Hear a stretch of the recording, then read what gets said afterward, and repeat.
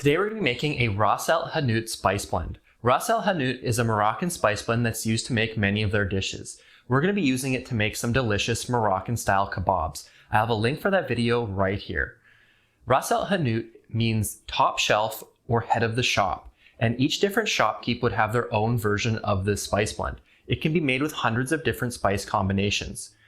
Today we're going to be making a fairly simple one with just some spices that I have around the house. You should have most of these spices already at home, and if you don't, this should be fairly cheap to pick up the one or two that you're missing.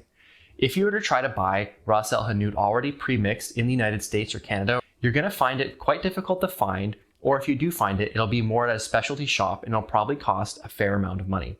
Not to mention, the one we're going to be making today is going to be very fragrant and freshly ground. We're going to be toasting up many of the spices and blending them together in a mortar and pestle or a coffee grinder and making a delicious spice blend.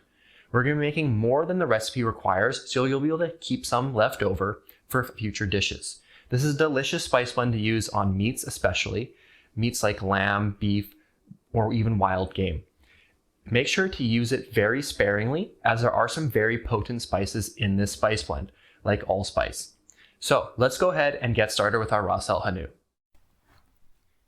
Here's the list of spices that we'll be using in today's recipe.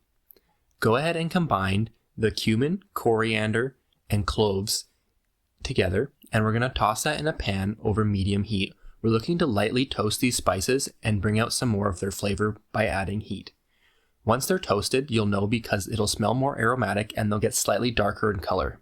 Be careful not to burn them, as burnt spices will definitely ruin a dish. Once they're done toasting, we're going to get the rest of our spices ready and add our toasted spices to the rest of our spices.